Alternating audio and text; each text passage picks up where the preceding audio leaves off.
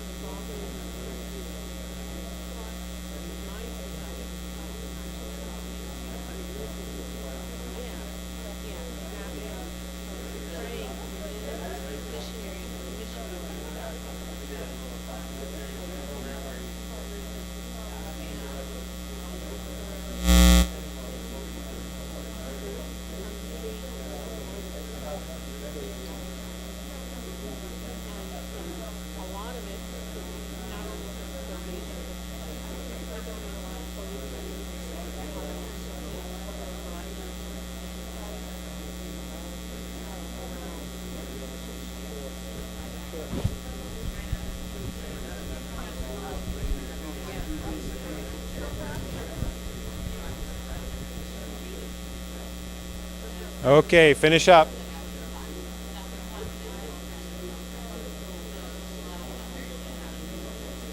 Last 10 seconds.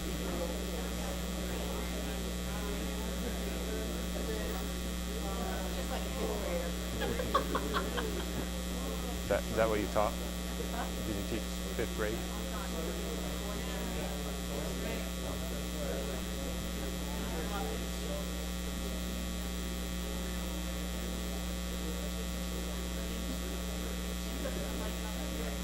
Okay. All right, let's stop.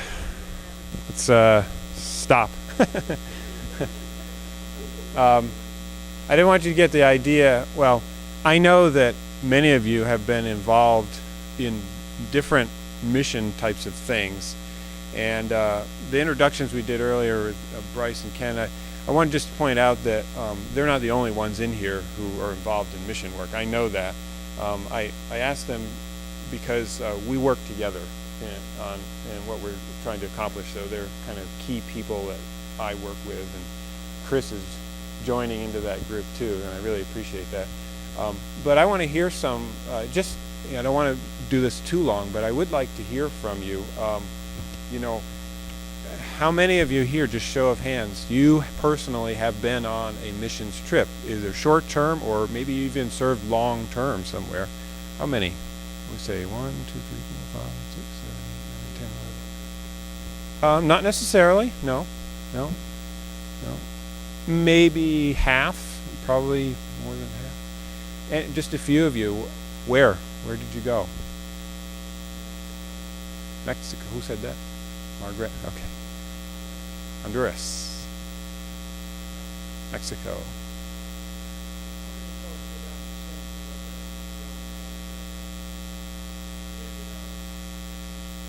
Good.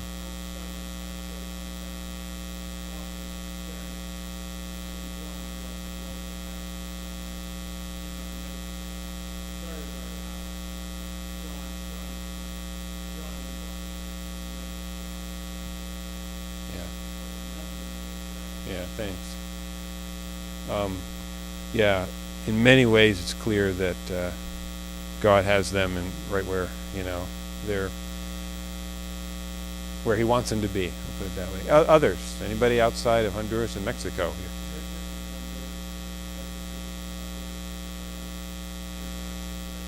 Really? Cool. Wow.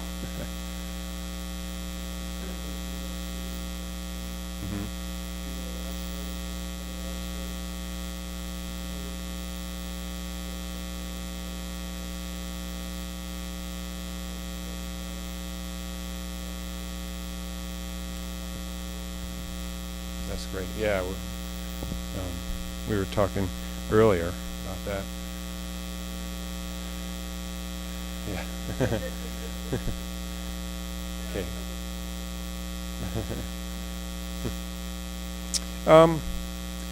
Okay. We heard a little bit about John and Bonnie. Can one or two of you share what were on a trip that you went on?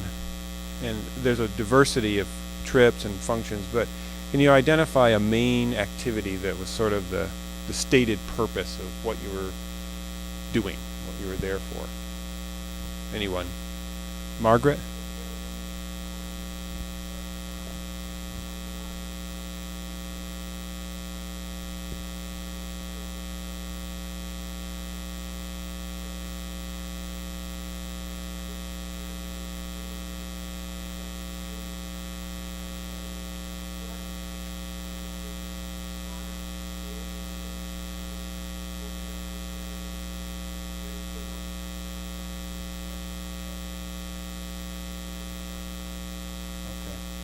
So kind of a dual thing.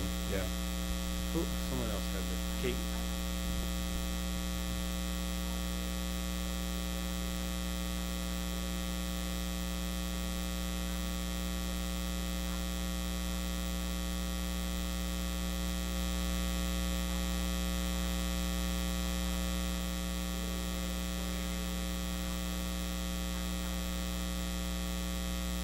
Great. This isn't really about, specifically about short-term missions, but wanted to engage you where you're at, so to speak. Let's go on deeper in that and kind of drill down a little bit farther in this thinking. How many of you would say that the trip it fit well into a clear mission, a clear mission strategy for your church or your organization or whatever you went there with?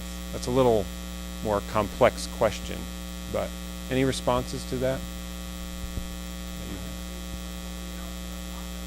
Okay. Mm-hmm.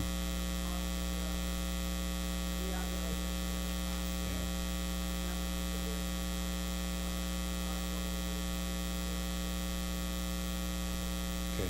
So in a practical way, the going, in one way, the going on, that's not the right way to say it, going on a mission trip like that is is a way of working out not just the support of missions, but directly involved. Okay. Any other thoughts about this question? I mean, from your experiences? And I'm looking for, it doesn't, don't say what you think I want to hear. Good, bad, whatever. I don't, I don't have any idea. I want. Listen.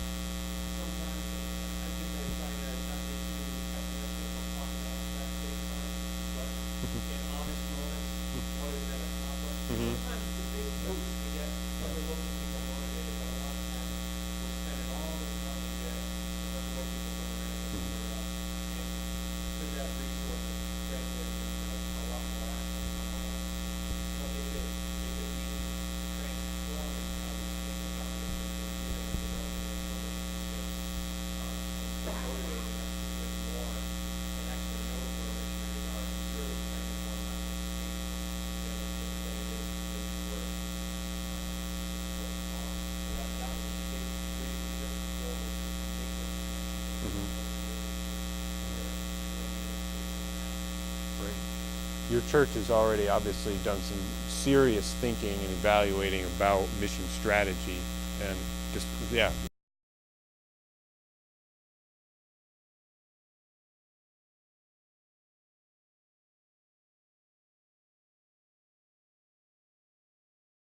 Thanks. Sir.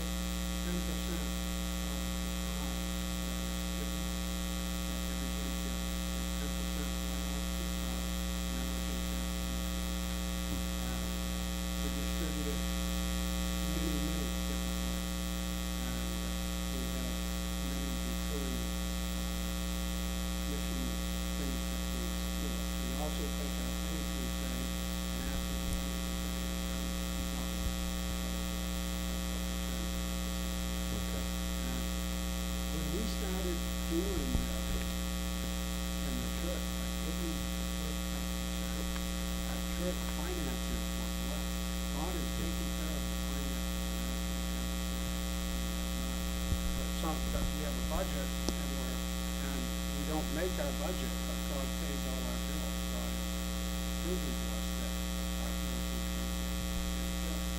And we also support a program in, it's actually not really, it's out of love, but they cover Manchester and Laconia, and it's called Rise Again Ministry. They do some track ministry at the NASCAR racetrack, which is right in our front door. And they set up a camp there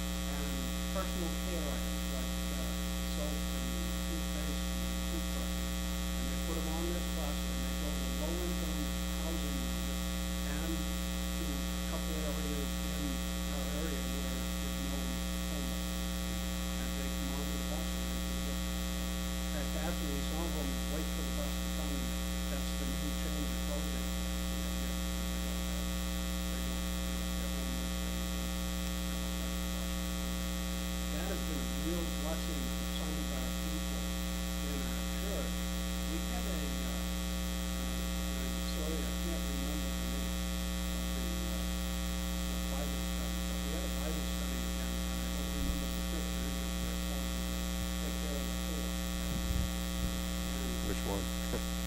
Yeah, So, I did all of it. lots of them. But there's a lot of it. But several of the speaker basically was telling us we needed to send money overseas all the time. And we realized that here in America, there's a huge issue.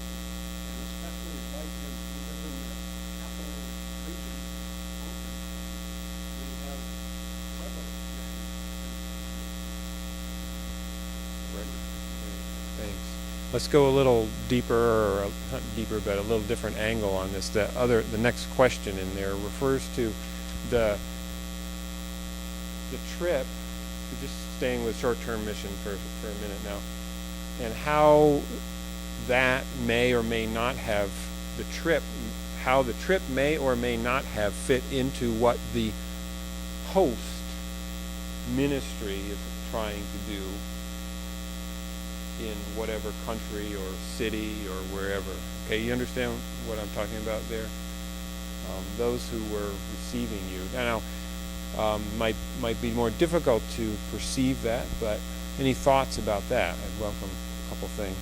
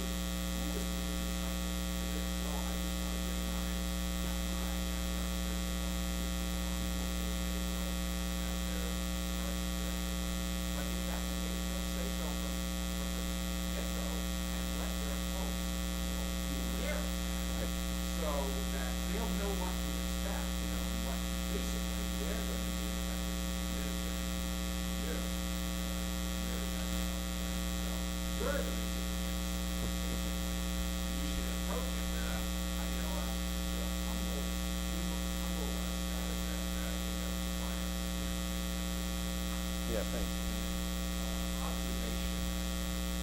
It's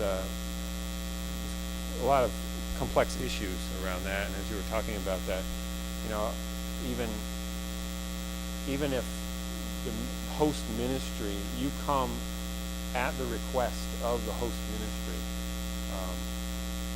so you feel like, okay, I'm really doing, you know, I don't have any problem because I know I'm going to fit into their ministry strategy because I'm just responding to what they're asking for. So that's a fairly safe ground to be on, but that's not completely safe ground because we have a responsibility to look at with those people there, we have a responsibility to look at just what the issues you're saying. We are all responsible to do what Christ said, fulfill the Great Commission. Maybe this is a little bit off topic, but maybe their mission or mission strategy isn't really what it ought to be. They're not biblical. So it's a pretty complex issue. Anybody else want to please have some thoughts about that?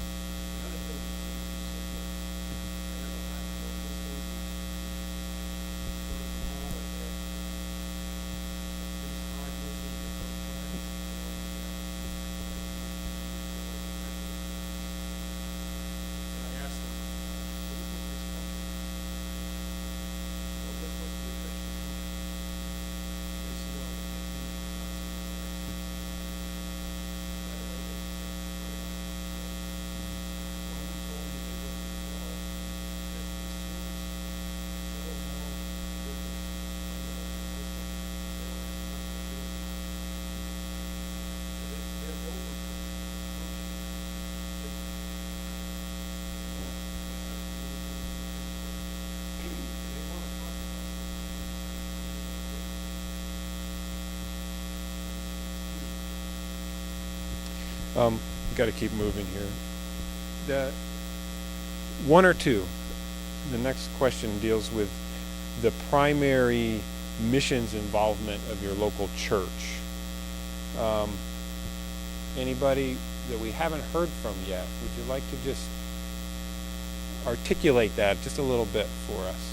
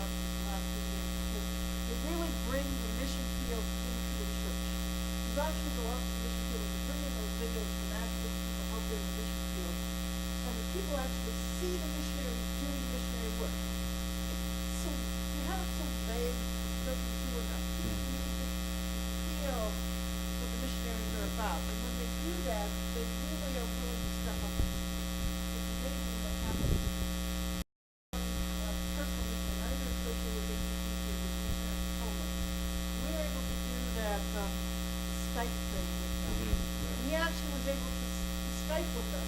We raised $500 $500 that Sunday for them.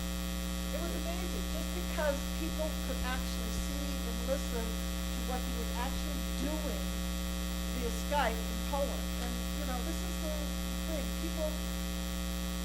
people can connect personally, when they can see what the missionary field is doing, then the financial support is there, but also the praying for people is there. They really, they ask questions, they get the newsletter, they start really becoming connected to the mission. It means something. Yeah. Good, thanks, Carolyn.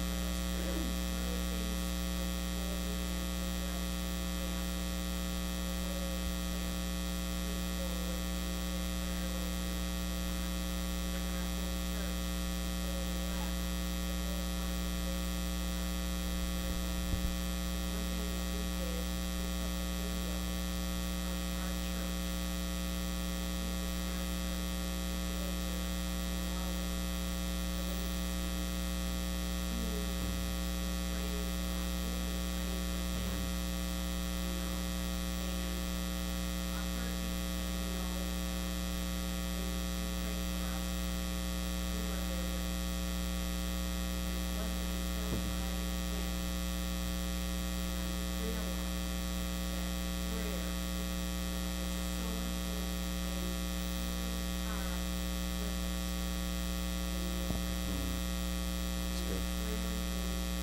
Yeah. Great. Yeah. Thanks.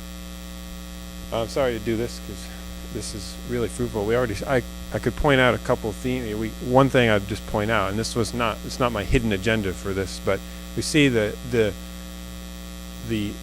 deep desire on our church's parts to support through building of long-term relationship. And I just, for what it's worth, I would encourage that.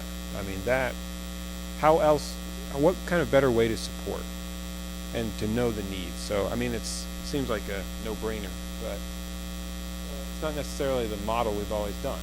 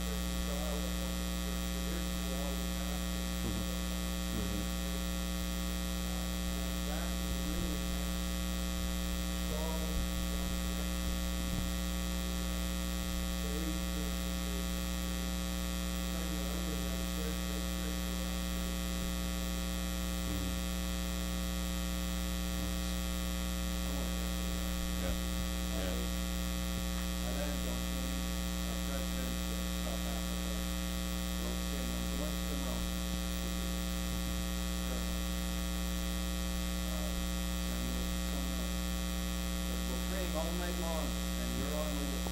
And it just keeps happening. So, Yeah. Yeah.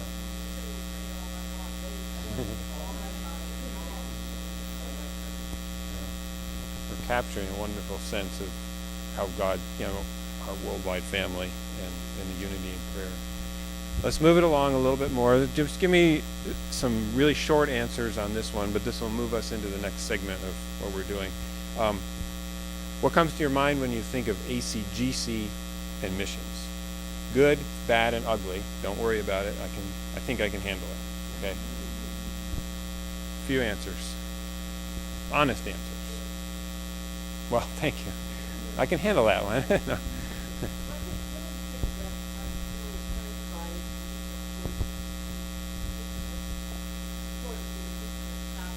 Okay.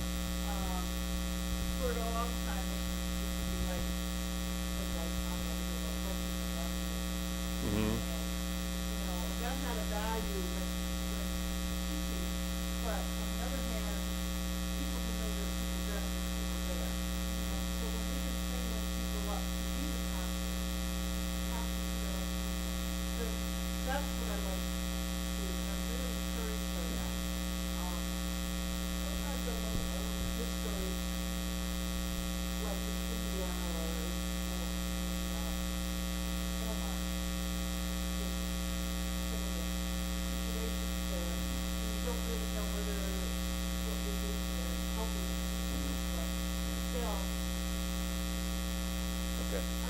when the budget, like I said, I went through the budget, we really worked towards bringing that capacity, this was very there, looking at what we need to do.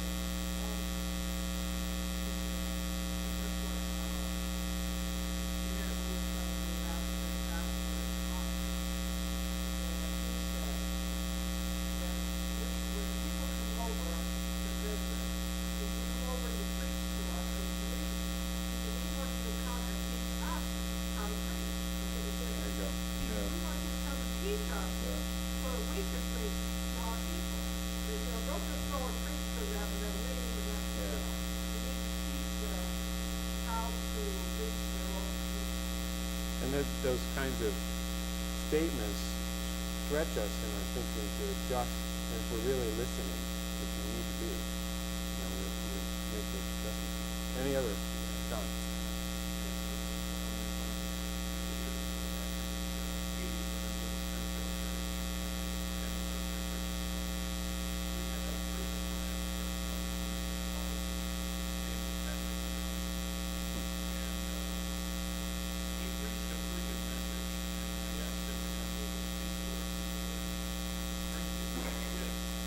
And we went out to lunch, and I asked him, I said, "What, are you living here now?" He said, "No, I'm on a mission."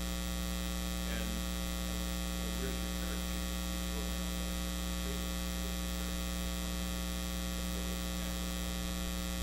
Where? I don't get it. He said, "Didn't the Bible tell us to go out to work?" And so here we have an African coming to America, and that mission blew my mind. It was something I never even thought of before. So I don't know if ACTC has, one of the things I've appreciated about. We have one of those. We're not looking for long-term staying there, and this is, we now own you, but we're going to teach you and then move to somewhere place and do the same thing.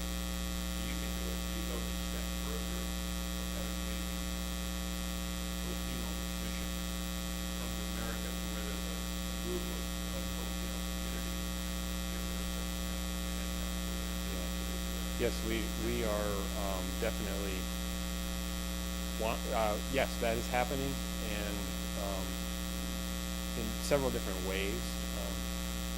And we actually have you're probably aware of this, formal situation through our department that we do have an African missionary here in the United States, Francis Sibikindu, and we support him.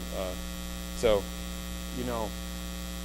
I think we're going to see more and more of that, and we need to, and that's a great thing. That is a tremendous thing. The workshop before that was in here was talking about the leadership crisis, and I didn't say this at the time, but I thought we have a pool of leaders outside the United States who we may think of creative ways of supporting them to come here. Just now, there's some dangers fraught with that as well, but another thought. Anyway, good. Thanks. Oh yeah. I wanted to tell you, this year, I think our church has really enjoyed the DVDs that came with the Penny Crusade packet, and those testimonials, I think, are really important to get the message of what we're doing in the mission field out. I just look around the audience when they're being played, and I can tell people that, wow, we didn't know that. So getting that out Thanks. is very beneficial. Appreciate it.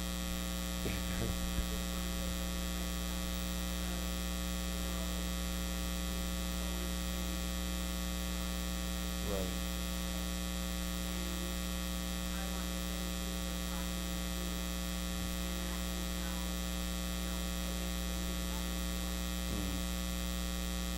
You're a vital part of it. So, you're welcome. Well, that's all introduction. Ready for a couple more hours? No, we won't do that, of course. But let me just take a couple minutes and share with you. We're not going to be able to finish everything that I had planned, and I expected that, but share with you really the core, and this may seem so basic that you don't even need to be here, but the core of where we're coming from an ACGC World Outreach. Okay? And this is not a sales pitch. I'm not trying to increase the Penny Crusade amount of giving this year. None of that. I just want to share what our approach is so you can understand it. Even, feel free to disagree with it. We're just not going to have time to discuss it all, but it's a very simple approach. Obviously, I said earlier, we have connections, direct connections in lots of countries around the world. Every setting is unique. It has its own challenges, and that kind of thing. And it's not like mission work started when I took the job in January of 2012. I came in from my perspective, and obviously there's a long history of things and people and issues that suddenly I step into, or you step into, in a relationship in Malawi and Africa, all these things. And how do you disentangle that, or you don't? You just recognize that that's the way it is. But our basic approach in ACGC World Outreach is what I call coming alongside. It's just a very simple approach, the coming alongside approach. Let me read to you how I wrote it out here. To come alongside Advent Christian churches, conferences, ministries, and people who are ministering internationally and cross-culturally, and be a source of encouraging, equipping, and empowerment, particularly for those involved in church planting and other outreaches. We are outreach. And for those involved in ministering to unreached peoples. Those last two are where we want to focus our energies. But the basic approach is to come alongside Malawi, for example, listen and say, what is it that, as ACGC and the resources that we have, what is it that we can do together for you, with you, alongside you, or leave you alone if you tell us to enhance and further the work of the kingdom of God. I mean, that's the basic approach that we want to have. So does that make sense? I mean, it's so simple. And I think that this coming alongside approach, for me, it's the angle, the basis for we do it, because it's a responsive approach, and it avoids, or it's an attempt to avoid, the kind of dangers that come out when we have an attitude of, we know that God has told me what to do for Nigeria, or I know what to do for this country or that country. It avoids those kinds of, domineering and paternalistic kinds of approaches that have taken place. Now, I'm not downplaying, hearing from the Lord by any means, but we've had too many problems with those kinds of approaches in the past. So it's not an approach of saying completely, okay, we're not going to do anything. It's an approach of saying how we're going to come alongside, figure out together what to do, and then we're going to do it. Okay, so backing up a step on that. And that leads us into some particular roles or tasks. The first one is really obvious, but I'll mention it because it needs to flow out of that basic approach that I just said, and that is the deployment of North American missionary personnel to strategic assignments or places of ministry around the globe, or even within the United States. And I can tell you, I mean, somebody has been, not somebody, but questions come up even now. People are asking, does ACGC send missionaries anymore? And I can tell you the answer is yes. Yes, we do. We are not out of that business. Okay? If somebody asks you that, or you're asking that yourself, yes, we are very much, because is there a role for people from the church? Is there something in the Bible about going to the nations, making disciples? I think there is. Are we out of that business? No way. We should not be out of that business. And we're not. We have, even now, opportunities for people who, the right fit of a missionary for Thailand, for example, someone with skills or training in English as a second language, as well as perhaps church planting skills. And we have also a need for a missionary to Oral Bible College as a teacher. So those are just a couple of examples. And those assignments, I want to go back to this because this is the strategic thing. Those assignments, they're not just saying, okay, we're doing it for doing its sake. We want them to fit into that overall approach to say, how does a missionary to Oral Bible College fit into how the Great Commission is being fulfilled in the Philippines among the ministries there? Okay, those are the kinds of questions that we need to be asking, and then the results come out. Okay, we could have someone. So that's just that's just one example. The local church is the source for missionary personnel. Okay, I'm out of time. What I wanted to talk about, and we've hit on it some, but this basic approach has led us, and Ken and Darlene are here, and it's an example of it, and Bryce is working with them as well as Chris and some others in developing a kind of long-term relationship with a conference or a ministry. And I think we've already hit on it in a number of ways that we've talked about, the benefits of that kind of thing. And this is something that is exciting, and it's also, I think this is where the Lord is leading us.